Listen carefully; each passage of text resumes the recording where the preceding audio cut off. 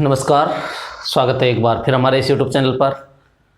विद्यार्थियों, हम व्यष्टि अर्थशास्त्र पढ़ रहे हैं। व्यष्टि अर्थशास्त्र में हम उत्पादन का सिद्धांत कर रहे थे, थ्योरी ऑफ प्रोडक्शन। हम थ्योरी ऑफ प्रोडक्शन में काफ़ी चीज़ें कर चुके हैं। थ्योरी ऑफ प्रोडक्शन, हम प्रोडक्शन फंक्शन देख चुके हैं। प्रोडक्शन फंक्शन क्या होता है, प्रोडक्शन फंक्शन को निर्धारित करने वाले कारक कौन से हैं, उत्पादन के साधन कौन से हैं। मुख्य रूप से 4 साधनों की हमने व्याख्या की। इसके बाद में हमने अल्पकालीन उत्पादन फलन, दीर्घकालीन उत्पादन फलन की व्याख्या की। अल्पकालीन उत्पादन फलन में हम परिवर्तनशील अनुपातों का नियम कर चुके हैं और परिवर्तनशील अनुपातों के नियम किस प्रकार से लागू होते हैं। एक साधन परिवर्तन होने पर दूसरे जो स्थिर साधन है उसकी सहायता से उत्पादन करते हैं तो हमें कितने प्रकार के प्रतिफल मिलते हैं, कौन कौन सी अवस्थाएं होती हैं जो जिनमें उत्पादक उत्पादन करना चाहता है, इन सब की हम विस्तार से व्याख्या कर चुके हैं। कहने का मतलब यह है कि अल्पकालीन विश्लेषण का हम पूर्ण रूप से अध्ययन कर चुके हैं। आज हम इस लेक्चर के माध्यम से करेंगे दीर्घकालीन विश्लेषण, उत्पादन के दीर्घकालीन विश्लेषण का अध्ययन करेंगे और वो है हमारे पैमाने का प्रतिफल। पैमाने का प्रतिफल आज का जो हमारा टॉपिक रहेगा, पैमाने का प्रतिफल टॉपिक है। पैमाने का प्रतिफल, returns to scale, returns to scale. पैमाने का प्रतिफल क्या होता है देख लीजिए एक बार।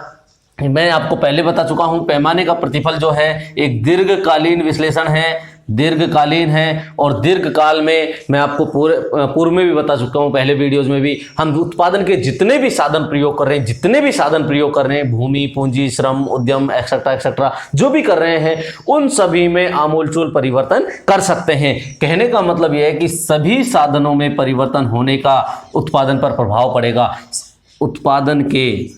उत्पादन के सभी साधनों में परिवर्तन क्या हो सकता है, परिवर्तन संभव है। और इसके द्वारा जो प्रभाव पड़ेगा वो उत्पादन पर पड़ने वाला प्रभाव, उत्पादन पर इनमें परिवर्तन हुआ और उससे उत्पादन पर पड़ने वाला जो प्रभाव है, पड़ने वाला प्रभाव क्या कहलाएगा, पैमाने में प्रतिफल कहलाएगा। अब मुख्य रूप से हम पैमाने में 3 प्रकार के प्रतिफलों का अध्ययन करेंगे। पहला होगा हमारा पैमाने के बढ़ते प्रतिफल। बढ़ते प्रतिफल हम पीछे भी व्याख्या करके आ चुके हैं जब हम साधन के प्रतिफलों की व्याख्या की थी। दूसरे में होगा पैमाने के समान प्रतिफल, समान प्रतिफल। और तीसरी जो हम व्याख्या करेंगे वो करेंगे घटते प्रतिफल, घटते प्रतिफल। तो देखिए विस्तार से हम चर्चा करते हैं इनके बारे में कि कब हमें पैमाने के बढ़ते प्रतिफल मिलेंगे, कब हमें पैमाने के स्थिर प्रतिफल मिलेंगे या पैमाने के घटते प्रतिफल मिलेंगे। वो कौन सी स्थितियां होंगी जब पैमाने का बढ़ता प्रतिफल होगा और कौन सी स्थितियां होंगी जब पैमाने का घटता प्रतिफल होगा। तो चलिए इसको विस्तार से करते हैं। आप पुराना वीडियो जरूर देखते रहिए, लगातार सीरीज को मत छोड़िए। अगर आपने सीरीज को छोड़ दिया तो आपको समझ में आना मुश्किल हो जाएगा, और इसलिए आप लगातार जो सीरीज हम पढ़ा रहे हैं उन सीरीज को आप करते रहिए। पैमाने के सबसे पहले अभी हम देखते हैं पैमाने का बढ़ता प्रतिफल। पहला हम देख रहे हैं पैमाने के बढ़ते प्रतिफल की व्याख्या कर रहे हैं। बढ़ते प्रतिफल क्या होते हैं देखिए। बढ़ते प्रतिफल से अभिप्राय, परिभाषा इसकी ये होगी कि बढ़ते प्रतिफल से अभिप्राय यह है कि उत्पादन के सभी साधनों में जो परिवर्तन होता है, उत्पादन में उससे ज्यादा कहीं परिवर्तन होता है। मतलब कहने का यह है, भूमि, पूंजी, श्रम, उद्यम, हम अल्पकाल में या फिर जो भी हमारा उत्पादन फलन हमने पढ़ा था वो पढ़ा था Q = फंक्शन ऑफ LKT। ठीक है, टेक्निक हमारी स्थिर रहती है। अब हमने क्या किया, टेक्निक और पूंजी इन दोनों को हमने क्या किया था, अल्पकाल में स्थिर माना था, अल्पकाल में स्थिर माना था। लेकिन अब हम क्या कर रहे हैं, यहां पर सभी चीज में, तकनीक में भी परिवर्तन हो सकता है और इनके परिणाम स्वरूप ये सारे के सारे चेंजेबल हैं। श्रम में चेंज कर सकते हैं, पूंजी में चेंज किया जा सकता है, तकनीक में चेंज किया जा सकता है।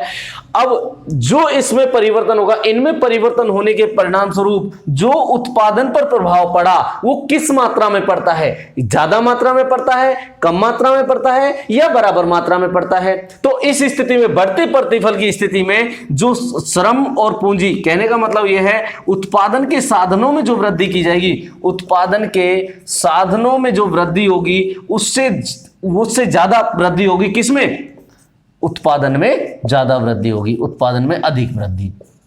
कहने का मतलब यह है कि जितना हमने, सपोज करो अगर हमने उत्पादन के साधन भूमि और पूंजी में 10% अनुपातिक रूप से 10% वृद्धि की, तो हमारा उत्पादन है जो 15% तक बढ़ जाएगा। इसलिए इसे हम कहते हैं बढ़ते प्रतिफल। और बढ़ते प्रतिफल मुख्य रूप से जो फर्म होती है उसकी आंतरिक बचतें होती हैं, उनकी पैमाने की बचतें कह सकते हैं, आंतरिक बचतें होती हैं, पैमाने की बचतों के हिसाब से अपन को मिलते हैं या फर्म को मिलते हैं। तो इसे डायग्राम की सहायता से भी हम व्याख्या कर सकते हैं। डायग्राम की सहायता से देखिए किस प्रकार से इसकी व्याख्या की जा सकती है। डायग्राम की सहायता से हम वही पुराने जो डायग्राम उत्पादन फलन बनाते आए हैं उसी प्रकार से व्याख्या करेंगे। रेखा चित्र की सहायता से देखिएगा, इधर एक्स एक्सिस है, ये रहा, ये वाई एक्सिस है। लेबलिंग बहुत जरूरी है। यहां पर हम लेंगे साधनों में प्रतिशत परिवर्तन, एक्स अक्ष पर लिया, और वाई अक्ष पर लेंगे उत्पादन में प्रतिशत परिवर्तन, उत्पादन में प्रतिशत परिवर्तन। अब देखिए मैं यहां पर 5, 10, 15, 20, 25, 30 ये मैंने साधनों की मात्रा ले ली है। इधर भी 5, 10, 15, 20, 25। माना कि हमारा प्रारंभिक उत्पादन, अभी जब हम कुछ भी यूज नहीं करेंगे, साधन 0 यूज करेंगे तो उत्पादन भी 0 होगा। माना कि हमने प्रारंभ में 10% साधनों का प्रयोग किया, उससे हमें उत्पादन मिला 10 के बराबर। अब माना कि हमने 5 इकाई उत्पादन बढ़ाया, 10 से लेकर 15 कर दिया, इससे क्या होगा, उत्पादन की मात्रा में ज्यादा वृद्धि होगी। इसका मतलब कहने का यह है कि डेल्टा क्यू मतलब एल और के और एल में जो परिवर्तन हुआ उससे ज्यादा कई मात्रा में हुआ उत्पादन में परिवर्तन। और जब हम इन दोनों बिंदुओं को ए और बी बिंदु ले लीजिए, इन दोनों बिंदुओं को जब हम 0 से लेकर के मिलाते हैं तो ये हमारे पास में क्या मिल जाएगा, उत्पादन फलन मिल जाएगा। और ये उत्पादन फलन है जो ऊपर की ओर बढ़ता हुआ है। इसका मतलब यह है कि यहां पर हमें बढ़ते प्रतिफल मिल रहे हैं। बढ़ते प्रतिफल का मतलब है हमें पैमाने की बचतें प्राप्त हो रही हैं। बचतों से मतलब यह है हमारा लागत आ रही है कम और लाभ हो रहा है ज्यादा, तो वही हमारे पास में क्या होंगी, पैमाने की बचतें होती है। इसी के साथ देखिए नेक्स्ट हम समान प्रतिफल की व्याख्या करते हैं। डायग्राम दोबारा बना लेंगे इसको। ये तो हो गया हमारा पैमाने का बढ़ता प्रतिफल। जब हमने देखा कि जितनी मात्रा में हमने साधनों में परिवर्तन किया, उत्पादन में उससे ज्यादा मात्रा में परिवर्तन होता है। दूसरा जो हमारा है पैमाने के प्रतिफल में घटते प्रतिफल, घटते प्रतिफल की हम व्याख्या करते हैं। घटते प्रतिफल क्या होंगे कि समान प्रतिफल को देख लेते हैं एक बार, फिर उसके बाद लास्ट में देखेंगे घटते प्रतिफल को। समान प्रतिफल का मतलब यह है कि जितना हमने प्रतिशत परिवर्तन किया, किसमें, उत्पादन के साधनों में, उत्पादन के साधनों में प्रतिशत परिवर्तन इक्वल्स टू उत्पादन में परिवर्तन, उत्पादन में प्रतिशत परिवर्तन।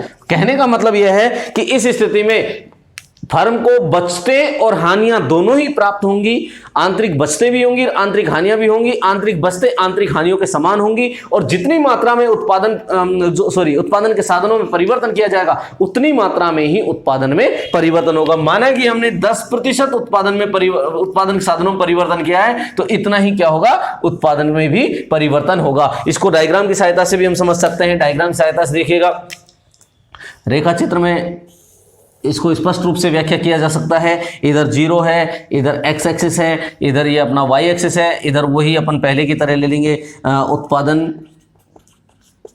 के साधनों में प्रतिशत परिवर्तन, और इधर हमने ले लिया है उत्पादन में प्रतिशत परिवर्तन। देखिएगा इधर 5, 10, 15, 20, 25, 5, 10, 15, 20, 25। माना कि प्रारंभ में 10 इकाइयों का प्रयोग करने के बाद में उत्पादन हो रहा है हमारे पास में 10 यूनिट के बराबर ही। अब सपोज करो इसमें 10 अंक के बराबर, 10 इकाई के बराबर वृद्धि करके और साधनों में, उत्पादन साधनों में 20 तक पहुंचा दिया जाए, तो उत्पादन भी हमारा क्या हो जाएगा, 20 इकाई तक ही बढ़ जाएगा। तो जितना हमारा उत्पादन के साधनों में परिवर्तन हुआ 10%, अगर ये उत्पादन के साधनों में परिवर्तन है तो 10% ही हमारा ये होगा। और जब हम ये हमारे पास में ए बिंदु मान लीजिए, इसको हम बी बिंदु मान ले, तो ये मूल बिंदु से खींची हुई एक सीधी रेखा के समान होगा और ये हो जाएगा हमारे पास में उत्पादन फलन। और उत्पादन फलन की इसकी सहायता से हम कह सकते हैं कि इस स्थिति में हमारे पास में क्या हो रहे हैं, पैमाने के समान प्रतिफल मिल रहे हैं, समान प्रतिफल होंगे। और इस स्थिति में बचतें जो होंगी, बचतें बराबर होंगी हानियों के, जितनी बचत हुई उतनी हमारे पास में हानियां प्राप्त होंगी। एक और स्थिति है कि जब समान प्रतिफल मिल रहे होते हैं तो उस स्थिति में जो हमारा उत्पादन फलन होता है, समरूप उत्पादन फलन होता है, लीनियरली रेखीय समरूप उत्पादन फलन, समरूप रेखिक समरूप उत्पादन फलन होगा। कई बार क्वेश्चन आता है कि निम्नलिखित में से किस परिस्थिति में जो उत्पादन फलन होगा रेखीय समरूप होगा। देखिए रेखीय समरूप मतलब एक सीधी रेखा की ओर जा रहा है, जितनी मात्रा में बचत हुई उतनी मात्रा में हानियां हुई, मतलब फर्म को ना लॉस ना प्रॉफिट, और जितना उत्पादन के साधनों में वृद्धि की उतना ही उत्पादन में वृद्धि हो गई। तो इस प्रकार से ये हमारे पैमाने के समान प्रतिफल मिलते हैं। अब इस स्थिति में देखिए सभी साधनों में परिवर्तन हो रहा है। अगर किसी एक साधन में परिवर्तन होता तो हमें घटते बढ़ते मिलते, ठीक है, लेकिन यहां पर हमें घटते बढ़ते तो मिल रहे हैं, लेकिन सभी साधनों में परिवर्तन हो रहा है, तो हम इस स्थिति में पैमाने की बात कर रहे हैं, दीर्घकालीन विश्लेषण की बात कर रहे हैं। अगला जो हमारा है वो आ जाता है पैमाने के घटते प्रतिफल। घटते प्रतिफल की व्याख्या देखिए, पैमाने के घटते प्रतिफल। घटते प्रतिफल की स्थिति में क्या होगा, जितनी मात्रा में हम साधनों का प्रयोग बढ़ा रहे हैं उससे कम मात्रा में उत्पादन में वृद्धि होगी। माना कि हमने 10%, इसमें आप देख लीजिए घटते प्रतिफल, पैमाने के घटते प्रतिफल। अब इस स्थिति में क्या होगा, जितना हमने उत्पादन के साधनों में प्रतिशत परिवर्तन हुआ, उत्पादन के साधनों में जो परिवर्तन होगा, साधनों में प्रतिशत परिवर्तन होगा, वो क्या होगा, ज्यादा होगा किससे, उत्पादन के मात्रा से, उत्पादन में होने वाले परिवर्तन से, उत्पादन में होने वाले परिवर्तन से ज्यादा होगा। माना कि हमने 10% क्या किया,